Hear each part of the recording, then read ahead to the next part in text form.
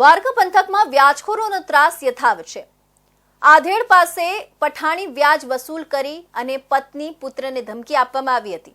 દ્વારકાના કથાકાર પાસેથી 2,25,000 રૂપિયાની સામે 4 લાખ રૂપિયાની વસૂલી કરી છતાંય મુદ્દલ યથાવત છે।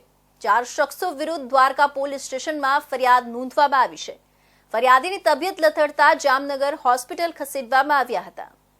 દ્વારકામાં વસઈ રોડ વિસ્તારમાં રહેતા અને કથાકાર તરીકે સેવાઓ આપતા કાનદાસ નારણદાસ દુધરેજિયા નામના 54 વર્ષના બાબાજી આધેડે આજથી આશરે 3 વર્ષ પૂર્વે ખંભાળિયા તાલુકાના દાત્રાણા ગામે રહેતા નારણ લખમણ ચાવડા પાસેથી 5% વ્યાજ દરથી ₹2.25 લાખની રકમ વ્યાજ લીધી હતી। ફરિયાદી કાનદાસભાઈ બાબાજીએ આજ દિન સુધી ₹4 લાખ જેટલી રકમ ચૂકવી દીધી હતી। પરંતુ આ પ્રકરણના આરોપીઓ નારણ લખમણ ચાવડા, પ્રવીણ નારણ ચાવડા, કૌશિક નારણ ચાવડા અને દ્વારકામાં આહિર સમાજ વાડી પાસે રહેતા માલદે આહિર નામના 4 શખ્સોએ કાનદાસભાઈને અવારનવાર ધાક ધમકી આપી અને તેમના પુત્ર તેમજ પત્નીને ફોન કરી વ્યાજના પૈસા તેમજ મૂળ રકમની ઉઘરાણી કરી હતી।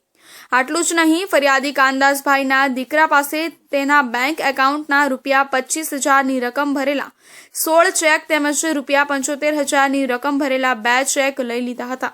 આ પ્રકરણમાં આરોપીઓએ જો તેઓ પૈસા નહીં આપે તો મારવાની ધમકી આપી પરેશાન કરતો હોવાથી આ સમગ્ર બનાવ અંગે દ્વારકા પોલીસ મથકમાં 4 આરોપીઓ સામે નાણાં ધીરદાર અધિનિયમ તેમજ ભારતીય ન્યાય સંહિતાની જુદી જુદી કલમ હેઠળ ગુનો નોંધવામાં આવ્યો છે।